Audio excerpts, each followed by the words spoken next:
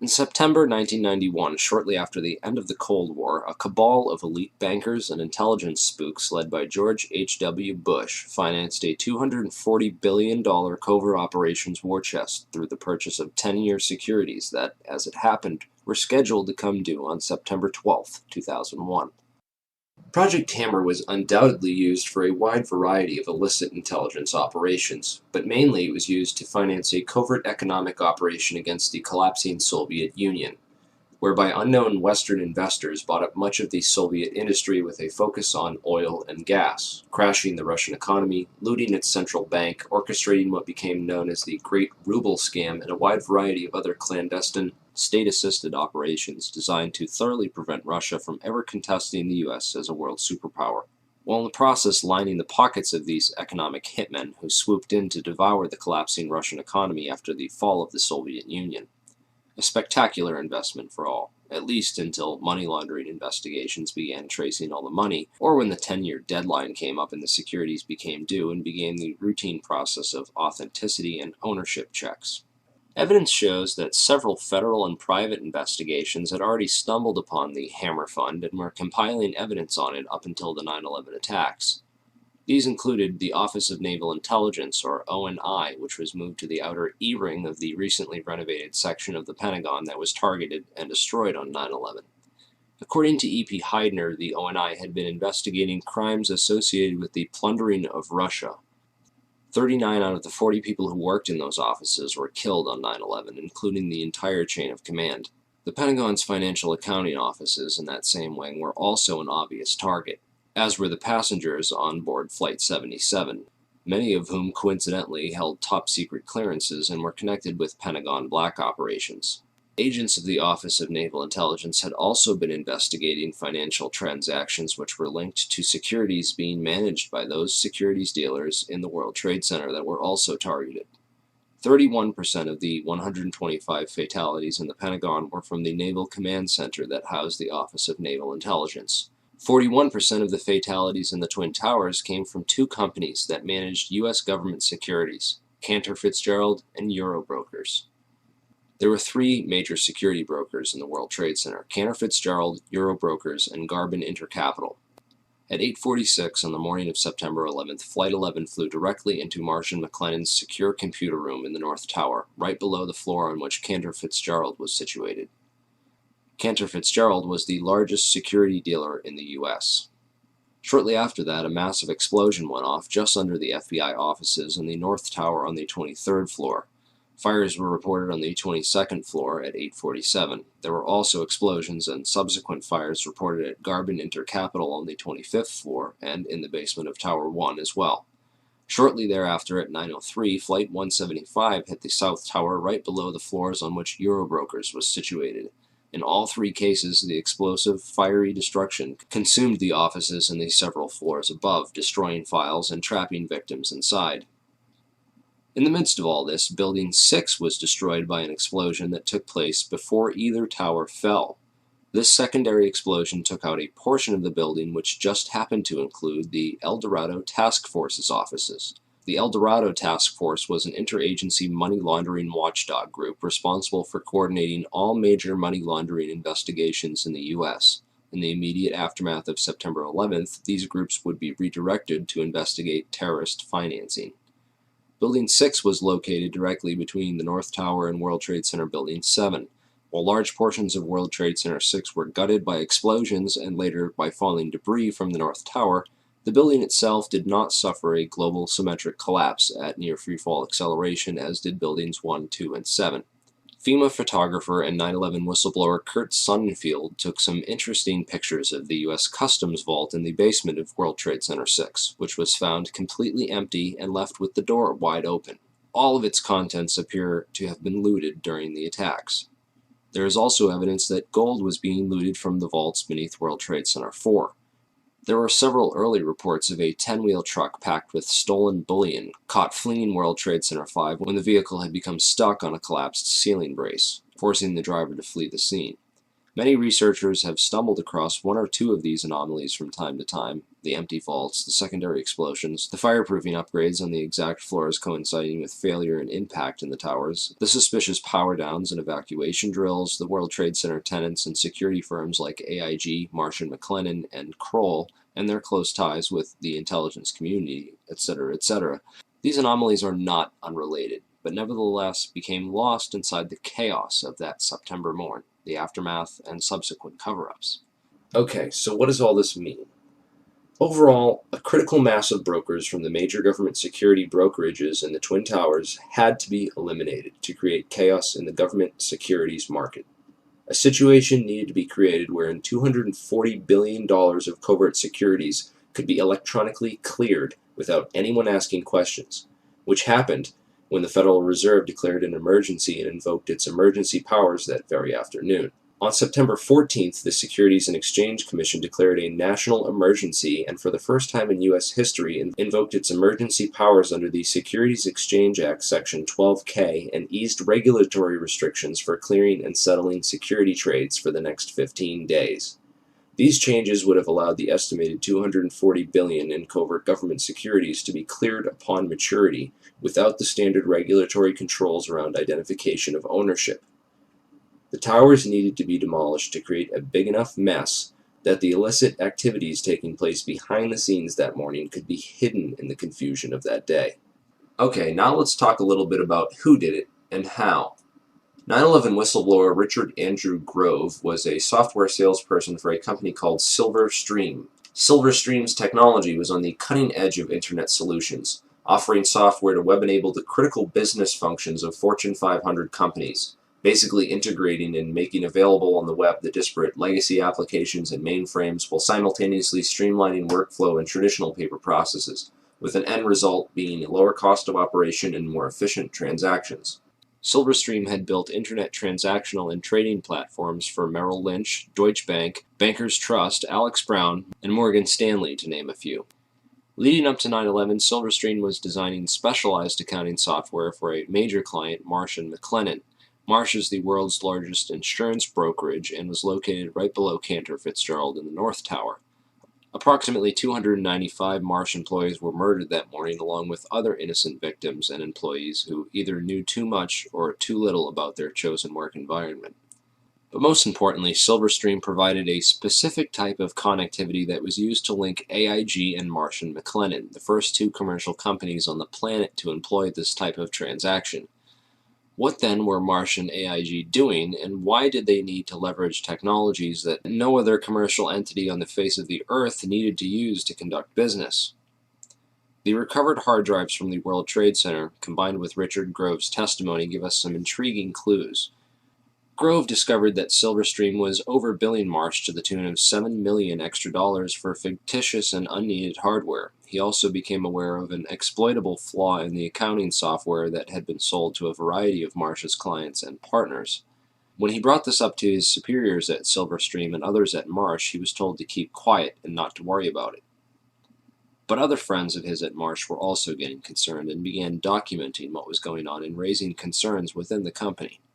At last, they were finally granted a hearing with one of Marsh's high-ranking executives and were told to bring all their evidence to a hearing scheduled for 8:30 a.m. on September 11, 2001, on the 93rd floor.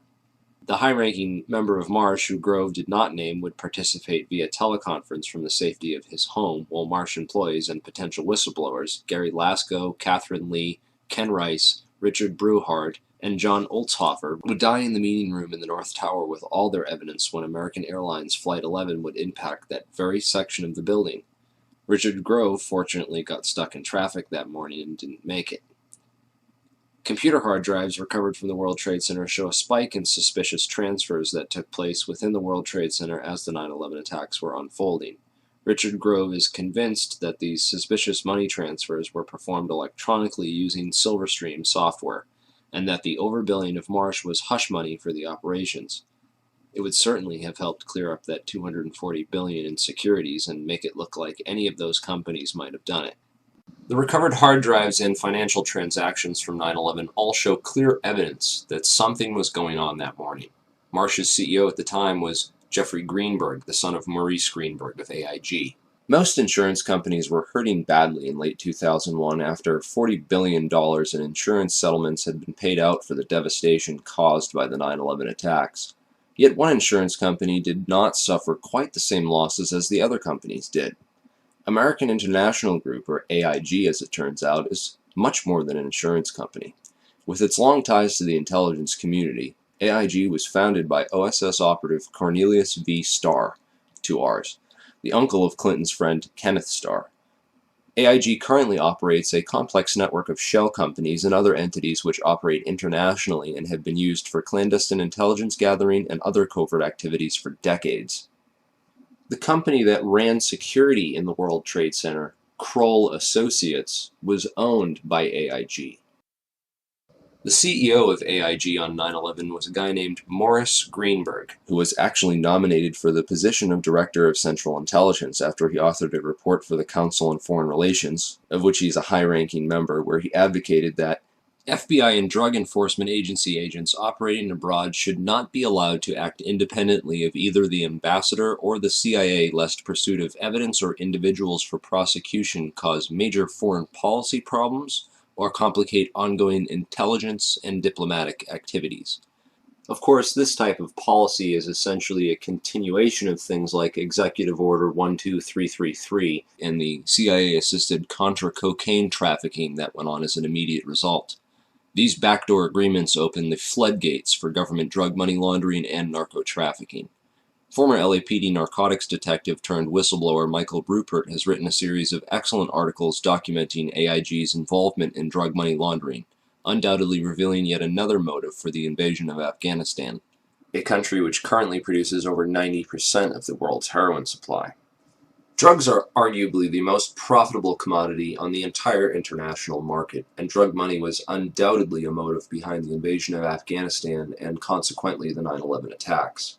While companies like AIG launder the drug money for big banks, the actual drug production and trafficking can be traced back to the same Iran-Contra affiliates like Richard Armitage and Frank Carlucci. Unfortunately, that rabbit hole is a bit too deep and off-topic to get into here. I will mention that DynCorp was heavily involved, as well as Stewart Air Force Base in upstate New York, where the two flights out of Boston crossed paths simultaneously and shut off their transponders before making their way to the Twin Towers. Many researchers believe that the MENA operation was moved to Stewart Air Force Base after Barry Seal got whacked. Richard Armitage was the Deputy Secretary of State on 9/11, and according to whistleblower Michael Springman, he was the man responsible for granting visas to 15 out of 19 of the 9/11 hijackers, allowing them to enter the U.S. and pursue flight training. Frank Carlucci is the chairman of the Carlyle Group and was in Washington, D.C. on 9/11, having just met with George H.W. Bush and the brother of Osama bin Laden on Carlyle Group business. Frank Carlucci was also the chairman of BDM International, a company that served as a front for State Department black operations. Frank Carlucci's employees at BDM International left to take charge of Stratesec, the World Trade Center and airport security firm. Corporate Operating Officer Barry W. McDaniel, an ex-military expert in logistics and materials distribution, and CEO Wirt Dexter Walker III, who is a distant Bush cousin from the Herbert Walker line, with an extensive history of managing CIA front companies. Marvin Bush, the president's brother, was also a board member at Stratesec, although Stratesec maintained contracts for security upgrades which were set to expire on September 11, 2001. They were not the company officially charged with World Trade Center security.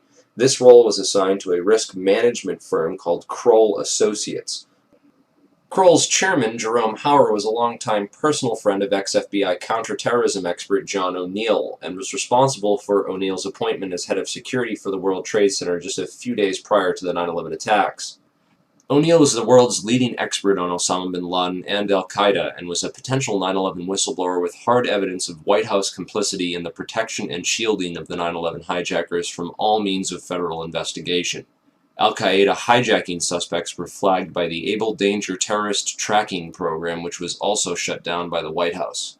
Able Danger whistleblower Anthony Schaefer claims the U.S. government destroyed over 6 terabytes of data related to Able Danger, which he also claims identified 9/11 ringleader Mohammed Atta as early as February of 2000. Those atop the chain of command in the White House, military, and intelligence establishment deliberately ignored all the warning signs of an impending attack, a clever strategy of plausible deniability which also served to portray those in charge as incompetent rather than complicit. In every major head throughout the chain of command on 9/11, from NORAD to the military, we see a repeated theme of complicity through negligence or incompetence. After 9/11, failure and incompetence was rewarded, and whistleblowers were silenced. Combined with the fact that 6 corporations control 90% of the media, and CIA operations like Mockingbird admit to taking over and subverting our US media, we can understand how such a big lie could have been kept from the American public for so long.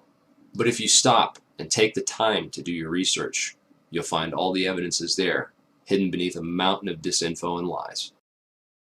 It's been 10 years since 9/11 happened, and we are left with hundreds, if not thousands, of unanswered questions about the 9/11 attacks. A transparently fraudulent 9/11 Commission report, which purposely failed to even mention the collapse of World Trade Center 7, and a host of ridiculous, so-called debunking websites, forums, and other literature, which have done absolutely nothing over the past 10 years to debunk anything other than cleverly selected strawman arguments, and have failed to stem the constant flow of new 9/11 information, which researchers have been uncovering and bringing out to the public. Instead, they continue to label truth seekers, including family members of people who died on 9/11, as conspiracy theorists, and devise clever propaganda designed to prevent the general public from looking any further into the evidence or the actual claims of the so-called conspiracy theorists. In this video, we will take a deeper look into the so-called investigations, which have provided us with the official story, and why they deserve a more thorough examination. The Bush administration stalled government investigations into 9/11 for over 400 days. A week after 9/11, letters containing anthrax spores were mailed to several news media offices and 2 senators who were perhaps a bit too vocal about opening an official investigation into 9/11. The anthrax used in the attacks was identified as an Ames strain, which means it had to have come from the U.S. Army Medical Research Institute of Infectious Diseases at Fort Detrick, Maryland. A member of that institute, Jerome Hauer, managed the National Institute of Health response to the anthrax attacks. Coincidentally, Hauer also warned the White House to start taking Cipro, an antibiotic which is effective against anthrax, a week before the attacks. Jerome Hauer also happened to be a managing director at Kroll Associates, which ran security at the World Trade Center up until the weekend before 9/11, when that role was personally handed off by Hauer to FBI agent John O'Neill, who would later die in the attacks, drawing strong suspicion that he was set up due to his knowledge of Al-Qaeda and the 9/11 hijackers, whom he was blocked from investigating while he was working at the FBI. In January 2002, President Bush personally asked Senate Majority Leader Tom Daschle to limit the congressional investigation into the events of September 11th. The Bush administration only formed the 9/11 Commission after being prodded by the victims' families, who lobbied Congress for over a year to open the investigations. When the Bush administration finally did open a 9/11 investigation, it was described by some members as set up to fail. The President has said only a minority of the Commission can see a minority of the documents, and then they have to clear what they're going to say to the rest of the Commission with the White House. If you're one of those 4 that gets to see these documents, would that change your opinion? No. They don't want any more eyeballs to see their documents than they can possibly get away with. It's a scam. It's absolutely disgusting. They even attempted to appoint Henry Kissinger, a known cover-up mastermind, as head commissioner. He resigned after victims' family members asked him sensitive questions about his connections to the bin Laden family and the Carlyle Group. Philip Zelikow wrote the conclusions for the report before the investigation ever began, and even then any areas which did not support the official story were neither mentioned nor investigated by the 9/11 Commission. 6 out of 10 members of that commission have discussed on record how the government lied about the official story, and 70% of the questions posed by the victims' families were never answered or officially investigated. It's important to look at what happened to the evidence from 9/11. The day of 9/11, most of the FBI was in Monterey, California on an agency retreat. Let's go to our State Department correspondent, Andrea Mitchell. Andrea, what can you tell us? Well, this from the FBI. The State Department has been evacuated. There was a meeting going on in the Operations Center. Other top officials were in the Situation Room at the White House. Colin Powell is in Bogota, Colombia, on a 2-day trip. But this very interesting information, Katie, Matt, and Tom, from the FBI, they had been operating a massive exercise from their hostage rescue unit All of their top teams, about 50 personnel, helicopters, equipment, were in Monterey, California for the last 2 days, scheduled to fly back today commercially. So all of those people are out of place. It's fair to say, according to sources that we've talked to here at NBC, that the FBI rescue operations and other FBI operations are really in chaos right now because they can't reach their officials in New York. All of their phone lines are down, and now you've got all of their special experts on this stuck in Monterey, California, trying to get a military flight back because there are no longer commercial flights. So they are seriously out of pocket, and there is a real breakdown of the FBI anti-terror coordination team, which is, of course, the principal team that would lead any effort and was so effective under Jim Kallstrom in New York City during the World Trade Center bombing and the TWA explosion, which, of course, turned out not to be terror. Andrea, is the State Department... This was essential for keeping the more experienced and honest members of the agency as far away from the crime scene as possible, while other agency insiders could be assigned to the investigations before their counterparts returned. Federal authorities such as FEMA and the CIA took immediate control over the crime scene and began whisking away evidence that very same night. Turner Construction, one of the primary contractors at Ground Zero, occupied the 38th floor of the North Tower and was involved in performing the fireproofing upgrades inside the towers. It has been noted that these upgrades were completed in the 3 years before 9/11 on floors that match up almost identically to the floors of impact and failure on 9/11. Once the cleanup was fully coordinated, the operations were consolidated under the control of two primary contractors, AMEC Construction Management and Bovis Lend-Lease. These are the two companies that were originally assigned to the areas of Ground Zero that included the North Tower, AMEC, and the South Tower, Bovis. A truly surprising fact is that at the time of the attacks on 9/11, AMEC had just completed a $258 million refurbishment of Wedge 1 of the Pentagon, which is exactly where American Airlines Flight 77 impacted that building.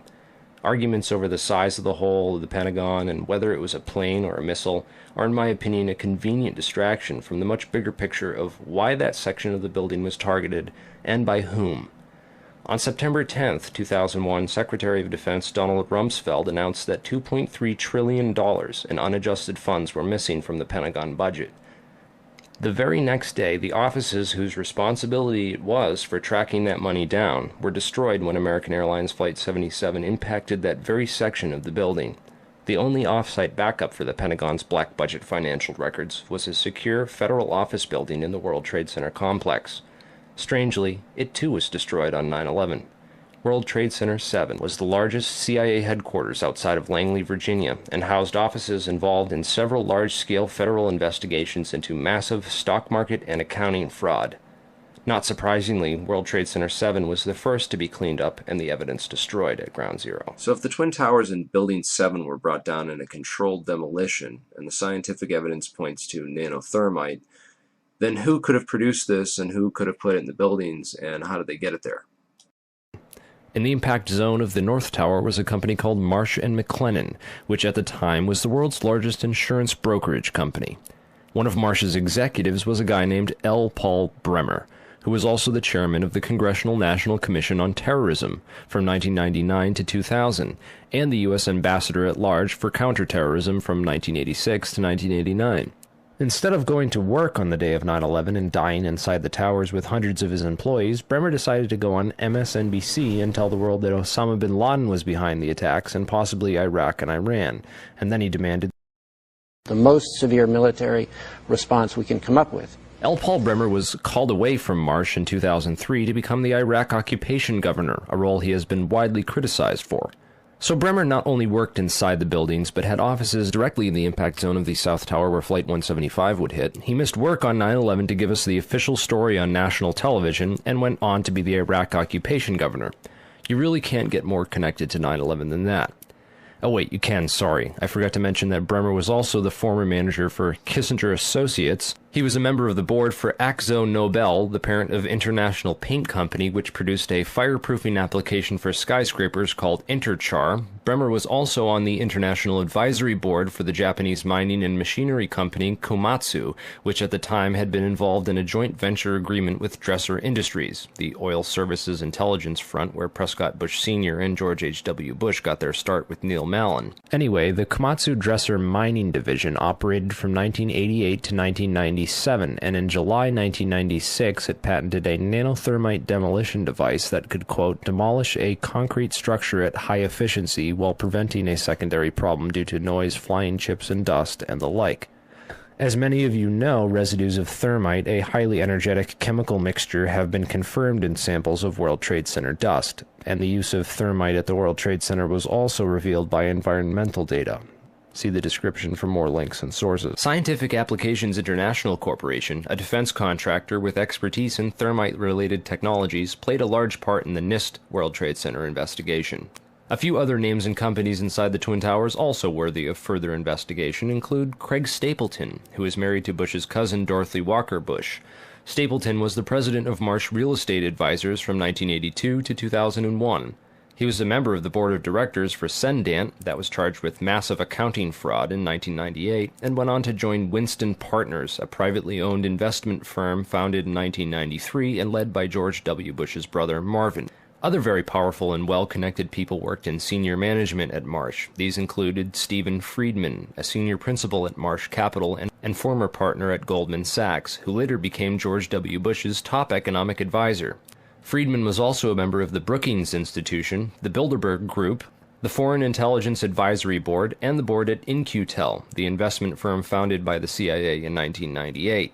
In-Q-Tel invests in state-of-the-art technologies related to defense and intelligence work, including nano and chemical technologies, according to its website.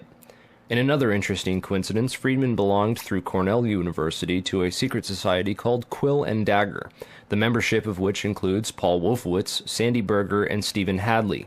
Wolfowitz, the neocon Deputy Secretary of Defense in the Bush administration, was the author in 1992 of the Wolfowitz Doctrine of preemptive warfare. He also made comments about a surprise-like Pearl Harbor months before 9/11 and met with Pakistani ISI General Mahmoud Ahmed in the week before 9/11. Berger, the national security advisor to President Clinton, was later caught stealing documents from the 9/11 Commission investigation. Berger was also the boss of White House counterterrorism czar Richard Clarke, and together with Hadley, who was Condoleezza Rice's deputy, was responsible for delaying or obstructing Clarke's plans to stop al-Qaeda in January of 2001. Jeffrey Greenberg resigned from Marsh & McLennan after being accused of serious financial crimes. The first plane of 9/11 flew directly into his company's secure computer room in the North Tower. Jeffrey Greenberg is a member of the Brookings Institution and the Trilateral Commission. Jeffrey Greenberg rose quickly through management at Marsh, having come there directly from AIG in 1995, and then becoming CEO just 4 years later. At Brookings, Greenberg hobnobbed with Lee Hamilton, co-chair of the 9/11 Commission. There's also Jim Pierce, another Bush cousin, who was managing director of Aon Corporation, who, according to the NIST report, modified unknown sections of Floor 83 in the South Tower in 1997. Jim Pierce had arranged a meeting on the 105th floor of the South Tower for that morning. Pierce survived that day, despite the fact that 12 people came to the meeting in the South Tower and 11 of them died. The location of the meeting had been changed the night before to the Millennium Hotel, where Pierce watched the South Tower as it was hit by the aircraft. Apparently, the meeting attendees were not all notified of the change in location. Another interesting character is Joseph Kasputis, of Baseline Financial Service, which occupied the impact zone of the South Tower on floors 77 and 78, where United Airlines 175 impacted. Kasputis has a history of being well connected to the highest levels of government, as well as to the defense and intelligence industries. Kasputis worked from 1972 to 1977 for the U.S. Department of Commerce and Defense. He was also the deputy director of Nixon's White House task force that dealt with the Arab oil embargo of 1973, and was instrumental in the creation of the Department of Energy. Kasputis went on to run a large corporation called Primark that had offices in both towers on 9/11. One of the subsidiaries of Primark, the Analytical Sciences Corporation, TASC, worked with so-called black or top-secret programs. TASC also worked closely with the National Institute of Standards and Technology. Kasputis was also a member of the Logistics Management Institute, LMI, whose members included Paul Kaminsky of In-Q-Tel and General Dynamics, Charles DiBona of Halliburton, Skull and Bones member Joseph Samuel Nye, and Michael Daniels of Scientific Applications International Corporation. LMI's self-proclaimed role is advancing the science of government. Casputi's connections to the DOE from 1977 through at least 1997 are interesting, considering that the DOE was developing thermite ignition devices as early as 1983. Joseph Casputes went on to become the CEO of Baseline Financial Services, which was directly in the impact zone on the 78th floor of the South Tower. According to NIST, Casputes Baseline Financial modified the southeast corner of Floor 78 in 1999, exactly where the aircraft hit on 9/11. Floors 77 and 78 were upgraded for fireproofing in June and April of 1998, respectively. Another company of interest on Floor 91, just above the impact zone for the South Tower, was Washington Group International. This company was known primarily as a construction and mining firm, and it had just acquired Raytheon Engineers in July of 2000. In 1996, Washington took over Morrison Knudsen, an engineering and construction firm that had a history of working on large-scale projects around the world, including in China, Iran, Afghanistan, and Saudi Arabia. The Army Corps of Engineers hired Morrison Knudsen to demolish over 200 buildings in 1995. One of the DOE facilities for which Washington was responsible well before 9/11 was the Savannah River site near Aiken, South Carolina. In February of 1997, Lawrence Livermore National Labs and the Savannah River site signed an agreement of cooperation to share technology. Savannah went on to add developing sol gel technology for fuels and other applications to its portfolio. Sol gel technology is utilized by Lawrence Livermore National Laboratories for making nanothermites. In another coincidence, Savannah River Technology staff participated in the search and rescue operations at Ground Zero by providing unique tools. Just before 9/11, Washington was going through a tough time financially and sought Chapter 11 bankruptcy protection. Securities and Exchange Commission documents show that Washington made court-ordered pre-petition payments as part of these proceedings to a number of companies, including Komatsu. Washington also made payments to Greenhorn and Omara, whose employee, Teresa McAllister, was a lead author of the FEMA and NIST reports on the World Trade Center disaster, and to Sumitomo Bank, which was closely allied with Komatsu. Building 7 was a 47-story federal office building in the World Trade Center site, which collapsed at 5:20 p.m. on the afternoon of 9/11. This building was home to the CIA, in fact, the largest CIA headquarters outside of Langley, Virginia. It also housed offices for the Secret Service and the Securities and Exchange Commission.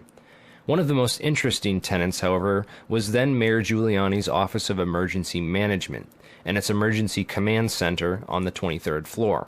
This floor received $15 million worth of renovations, including independent and secure air and water supplies, and bullet and bomb-resistant windows designed to withstand 200-mile-per-hour winds. Mayor Giuliani was a former U.S. prosecutor for the South District of New York from 1983 to 1989, who was in charge of investigating the terrorist financing Bank of Credit and Commerce International. After he left his job as a prosecutor to start a political career, he worked for a law firm called White & Case that actually represented BCCI. So he went from prosecuting the BCCI to working for a law firm which defended the BCCI. This was likely his foot in the door of this underground corporate criminal network. Giuliani would later help to destroy all the crime scene evidence from Ground Zero. Giuliani's sidekick on 9/11 was Police Commissioner Bernard Kerik, who appeared to be coaching some of Rudy's actions that day, keeping him away from the media and even answering questions for him about explosives in the buildings. In fact, Bernard Kerik gave us the first official government pronouncement that no explosives were involved in the destruction of the World Trade Center buildings. Kerik's department was also the same one that found that pristine, completely undamaged hijacker's passport, which survived a plane impact, and Fireball, which destroyed 2 titanium black boxes and 3 towers. Yeah, Kerik would later receive a nomination from President Bush to become Director of Homeland Security, which he declined for personal and political reasons, and instead took a job training the Iraqi police force in Iraq alongside L. Paul Bremer. Both men are credited for turning Iraq into the unwinnable quagmire it is today. In February of 2010, Kerik was sentenced to 4 years in federal prison for conspiracy and fraud charges, unrelated to the crimes of 9/11, unfortunately, but it still goes to show you what kind of person he is. Definitely the kind of person you'd want inside the New York City police force during a staged event like 9/11. And lastly, we have the Pentagon. It's certainly peculiar, to say the least, that al-Qaeda terrorists hell-bent on destroying the USA would not crash their plane into the north wing of the Pentagon, where all the most important offices were, like Donald Rumsfeld, John Ashcroft, etc., and that they would instead choose to target the one section of the Pentagon that had most recently been refurbished to withstand missile impacts. It's also interesting to note that the company which completed the $258 million refurbishment to Wedge 1 of the Pentagon was also hired as a contractor to clean up Ground Zero in New York City. Wedge 1 also coincidentally housed the Pentagon's Budget Analyst Office, where DoD staffers were working on the mystery of the $2.3 trillion that was reported missing by Defense Secretary Donald Rumsfeld in a press conference the day before 9/11. The Pentagon's comptroller in charge of that money at the time was an interesting fellow named Dov Zakheim, a member of the Council on Foreign Relations, the International Institute for Strategic Studies, and a contributor to the neocon think tank Project for the New American Century. Zakheim helped write the PNAC document Rebuilding America's Defenses, in which he is credited for the line which states, "Further, the process of transformation, even if it brings revolutionary change, is likely to be a long one, absent some catastrophic and catalyzing event, like a new Pearl Harbor." Several members of the Bush administration, including President Bush himself, would later refer to 9/11 as a new Pearl Harbor. A respected and established voice in the intelligence community, his views were eagerly accepted. And Dov went from his position at Systems Planning Corporation to become the comptroller of the Pentagon in May of 2001. Perhaps not so coincidentally, it was an SPC subsidiary, Tridata Corporation, that oversaw the investigation after the terrorist attacks on the World Trade Center in 1993. SPC, according to their official website, specializes in many areas of defense technology production and manufacture, including a system developed by their radar physics group called the Flight Termination System, or FTS. This is a system used to destroy target drones, craft that would be fired on by test aircraft or weaponry, in the event of malfunctions or misses. This highly sophisticated wargame technology allows the control of several drones from a remote location on varying frequencies and has a range of several hundred miles. This technology can be used on many different types of aircraft, including large passenger jets. According to the SPC website, a recent customer at that time was Eglin Air Force Base, located in Florida. Eglin is very near another Air Force base in Florida, MacDill Air Force Base, where Dov Zakheim contracted to send at least 32 Boeing 767 aircraft as part of the Boeing Pentagon tanker lease agreement. As the events of September 11, 2001 occurred, little was mentioned about these strange coincidences and the proximity of Dov Zakheim and his group. Since there was little physical evidence remaining after the events, investigators were only left with photographic and anecdotal evidence. This is a photograph of the Flight Termination System module from their site. Note it has a cylindrical shape and is consistent with the size and shape of the object observed under the fuselage of Flight 175.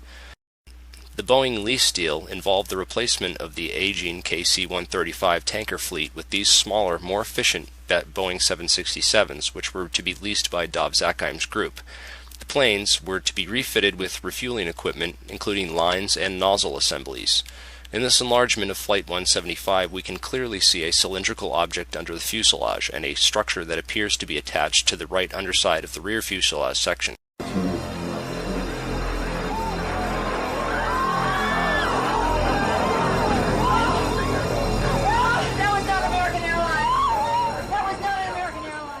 When seen in comparison, it is obvious that the plane approaching the Trade Center has both these structures, the FTS module, and the mid-air refueling equipment, as configured on the modified Boeing 767 tankers. Of particular interest is the long tube-like anomalous structure under the rear fuselage area of 175. This structure runs along the right rear bottom of the plane. The equipment attached to the underside of the plane which hit the World Trade Center is identical in every single way to the Boeing 767s issued by Dov Zakheim. Whoa, whoa, whoa. Bring it back. The video you're watching now came from Loose Change First Edition. Did you catch that? It appears to show the FTS pod self-destructing just before impact.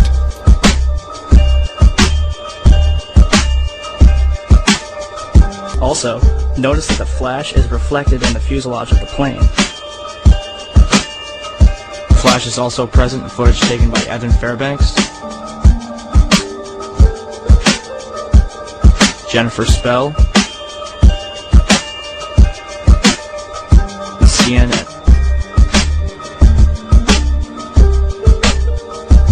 Al-Qaeda certainly couldn't have added this equipment at Logan International Airport. And even if they did, the flight crew would have noticed it. So where did this plane come from? Another interesting piece of 9/11 evidence is the last 12 seconds of UA-175. Since every amateur videographer in New York City had their cameras pointed up at the burning Tower 1, the second plane strike was filmed from nearly every conceivable angle. Expert analysis of this plane leads to some startling revelations. First, there is the expertly controlled flight characteristics of this plane. During its last 12 seconds of flight, UA-175 made a single corrective maneuver so perfectly timed and executed that it's unlikely it was piloted by human hands.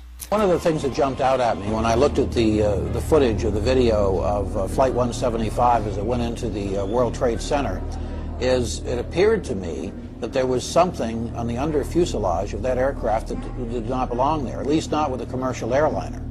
Now, I'll tell you where I have seen attachments that look like that on military aircraft. So the question you have to answer now is, was that the commercial airliner that hit the World Trade Center, or possibly was it an aircraft that looked very similar but was a military type airplane? All the recorded sources, all the different photographic evidence that was produced by CNN and ABC, they all show this pod. It's there. You can see it with your own eyes. And in my professional opinion, that there was a pod attached to the bottom of that aircraft, and therefore it was not United Airlines Flight 175. If you take a careful look at the flight paths of American Airlines 11 and UA-175, the two flights that took off from Boston's Logan Airport and crashed into the Twin Towers, you'll find a major clue.